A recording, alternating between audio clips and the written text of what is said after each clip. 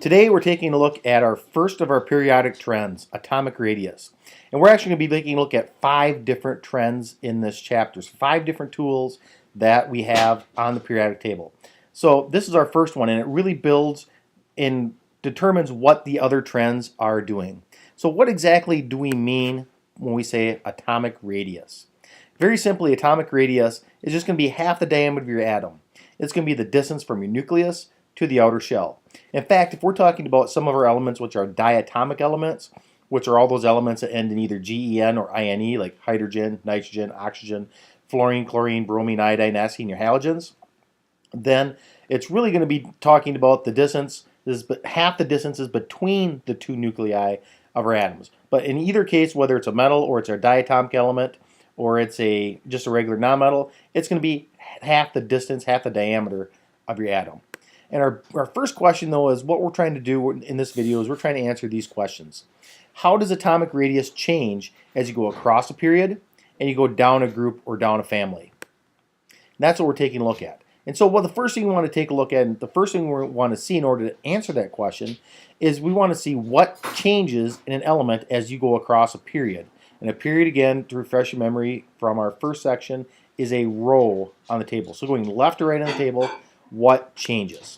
Okay, so as we go across a row, each element has one more proton than the element before it had. It also has at least one more neutron and one more electron. So in effect, what we're doing, each atom, as you go across from lithium, beryllium, boron, nitrogen, oxygen, fluorine, chlorine, to neon, has more stuff in it. So as we put more stuff in the atom, what do you expect is going to happen? Or what do you think should happen to the size of an atom? If I put more air into a balloon, what happens? If I put more stuff into a garbage bag, what happens? Okay, we're looking at and thinking about that real quickly. But that expectation, I'm going to say, is you thought, okay, I put more stuff in, it's going to get bigger. With an atom, it's actually the reverse. Actually, as we put more stuff in, it gets smaller.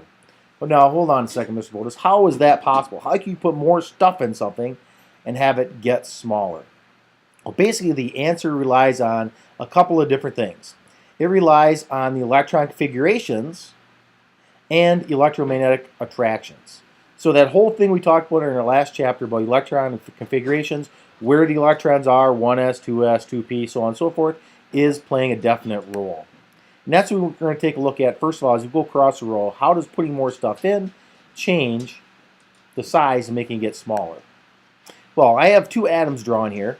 I have lithium and beryllium. And our lithium atom starts off, we have 3 protons in the nucleus, and so there are 3 electrons. 2 in the 1s energy level, 1 in the 2s energy level. Okay? And so these 2 electrons in the 1s, and remember, there can only ever be 2 electrons in the first energy level, they're going to feel whatever positive pull is coming from the nucleus. Okay? So these electrons are feeling 3 positive charges.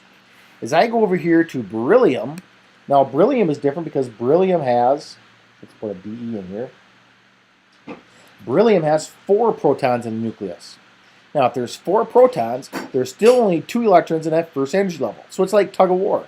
There's 4 protons pulling on 2 electrons instead of 3. That's a bigger positive charge on the same number of electrons. Well, what effect does a bigger positive charge has on those electrons?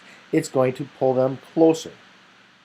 And if those 2 electrons are getting pulled closer, that means then the electrons in the 2s energy level, or the next energy level, are going to be pulled closer and continuing. So for each atom, those interstellar electrons are going to feel more positive pull from the nucleus, and that's going to pull them closer together. And that in turn pulls all the rest of the electrons closer together. So as you're going across a row, atoms get smaller. Think about it as playing tug of war. Okay? If you have 2 sides playing tug of war and they're pulling equally, they're going to be at a certain distance, right? There's nothing going to be happening. But if one side pulls a little harder, then the other side's going to get pulled closer to that one. Okay, so that's what's happening. We're having more pull in the nucleus, pulling our electrons closer together. So as you go across, each atom gets smaller.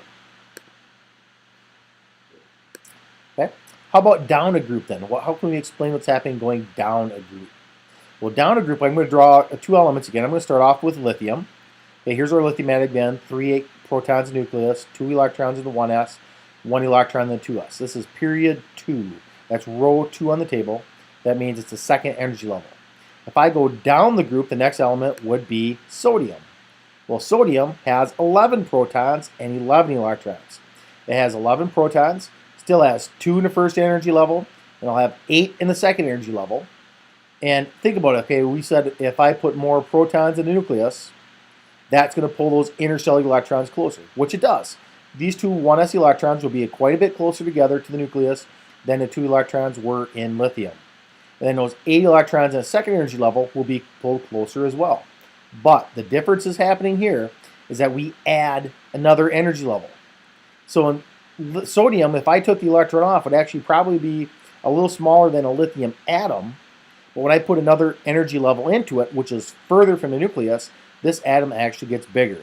If I went to potassium, which is group 4, that's going to have the 4s is going to be the energy level, so it's going to be even bigger still. So going down a group, you add new energy levels, your atom is going to get bigger. Makes sense? Yeah, this is pretty straightforward. Again, it's going to set the tone for the rest of our trends that we're going to be taking a look at. So here's just a periodic table that's showing you atomic radius of your elements. And you can see hydrogen 0.790, helium 0.490. Helium is the smallest element on the periodic table. And you're going to see 2.05, 1.4, 1.17, 0.9, 0.75, 0.65, and so on and so forth. You will see a couple areas where it's not always a direct change. It doesn't always get smaller. For example, from magnesium to aluminum, aluminum gets a little bit bigger. There are some exceptions then as you go across in the table, but in general we can say that as you go across a row, atoms get smaller. As you go up a row, atoms get smaller as well, or go down, they get bigger. Another visual representation that shows us graph-wise what's happening. Each of these lines is a period. A different color is a different row. So you can see hydrogen, helium, and then we go lithium, beryllium, boron, nitrogen, oxygen, fluorine, and neon. So our atoms got smaller as going across. Go to the next period, and as you go down the row, so this is a period, and each one of these would then be a family. You can see as your families go up, they get bigger as well. So as you go, these are your noble gases on the top. They're getting bigger. These are your actually, your noble gases would be down at the bottom. These would be alkali metals are getting bigger. These would be your noble gases down here, and they're getting bigger as you go down that table because you're adding in extra energy levels.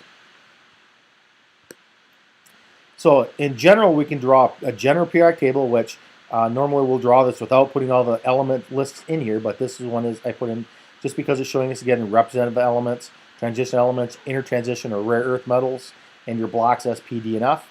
But we can say in a general table, if we just draw a general outline of a table real quick, we can show the trend that's happening with arrows.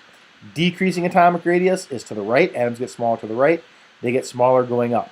Now you're going to find out in other trends why I'm going to put it this way and say decreasing radius instead of increasing.